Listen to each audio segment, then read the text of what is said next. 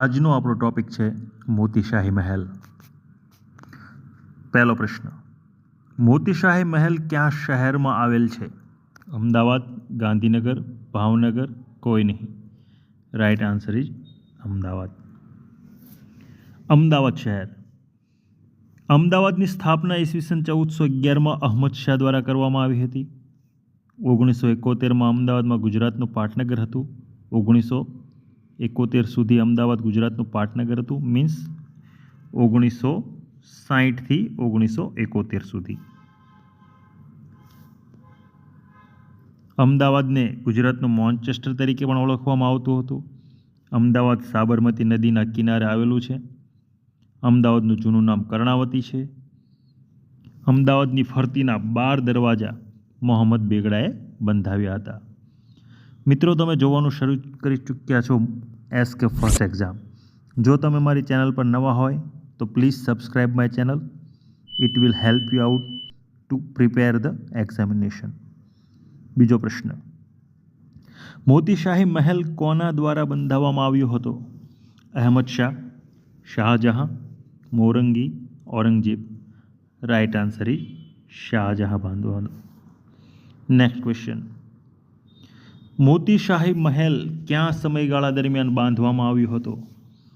1600થી 1602, 1599થી 1600, 1618થી 1622, ઉપરમાંથી કોઈ નહીં. રાઈટ આન્સર ઇઝ 1618થી 1622. પછીનો પ્રશ્ન, મોતી સાહેબ મહેલમાં નીચેનામાંથી 6 મહિના કોણ રોકાયું હતું? રાજમાતા મિનળ દેવી, રાણી રૂડાબાઈ, રવિન્દ્રનાથ ટાગોર, ઉપરમાંથી કોઈ નહીં. Right answer is Rabindranath Tagore રોકાયા હતા.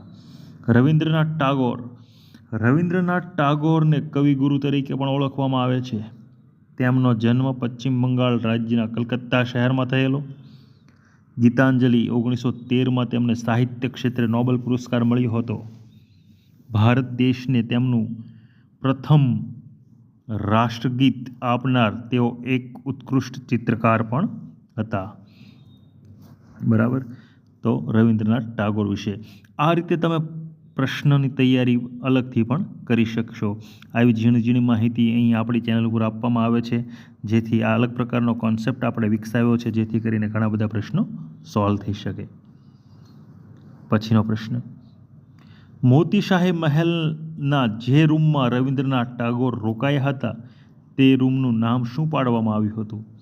ટાગોર સ્મૃતિખંડ, સાગર સ્ટે, ટાગોર સ્ટે, ઉપરમાંથી કોઈ નહીં. Right answer is Tagore Smritikhand. Next question, 1960થી 1978 સુધી ગુજરાતના ગવર્નરનું સત્તાવાર નિવાસસ્થાન ક્યું હતું? લક્ષ્મી વિલાસ પેલેસ, મોતીશાહી મહેલ, પ્રાગ મહેલ, કોઈ નહીં.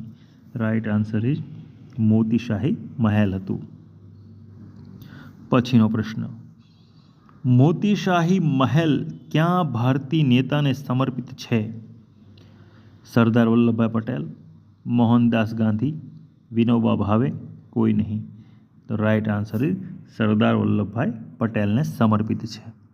તો સરદાર વલ્લભભાઈ પટેલ વિશેની માહિતી જોઈ લઈએ કે જેથી કરીને એને લગતા કોઈ પ્રશ્નો પરીક્ષાની અંદર પૂછાઈ જાય તો તમને ખ્યાલ આવે. અલગ પ્રકારનો આપણે કોન્સેપ્ટ વિકસાવ્યો છે કે ઓપ્શનની અંદરના ઓપ્શન જોઈ અને આપણે એમના પ્રશ્નો વિશે થોડી તૈયારી કરી લઈએ. તેમનો જન્મ 31 ઓક્ટોબર 1975ના રોજ ગુજરાતના નડિયાદ મુકામે થયો હતો. બારડોલી સત્યાગ્રહ બાદ તેમને બારડોલીની સ્ત્રીઓ દ્વારા સરદારનું બિરુદ આપવામાં આવ્યું હતું. તેઓ ભારતના લોખંડ પુરુષ તરીકે ઓળખાય છે. ભારત દેશના એકીકરણ માટે તેમનો સિંહ ફાળો છે. તેઓ ભારતના પ્રથમ નાયબ વડાપ્રધાન તથા ગૃહમંત્રી હતા. નેક્સ્ટ ક્વેશ્ચન, મોતીશાહી મહેલ શાનાથી ઘેરાયેલો છે? Sardar open garden, Kamala Nehru geological garden, satellite area, કે કોઈ નહીં. તો right answer is Sardar open ગાર્ડનથી ઘેરાયેલો છે. નેક્સ્ટ ક્વેશ્ચન, મોતીશાહી મહેલનું હાલમાં નામ શું છે? મોતી સ્મારક, સરદાર સ્મારક, મોતી મ્યુઝિયમ, કે કોઈ નહીં? The right answer is Sardar Smarak છે. બરાબર. હાલમાં એટલા જ. મળીશું નવા વિડીયો સાથે.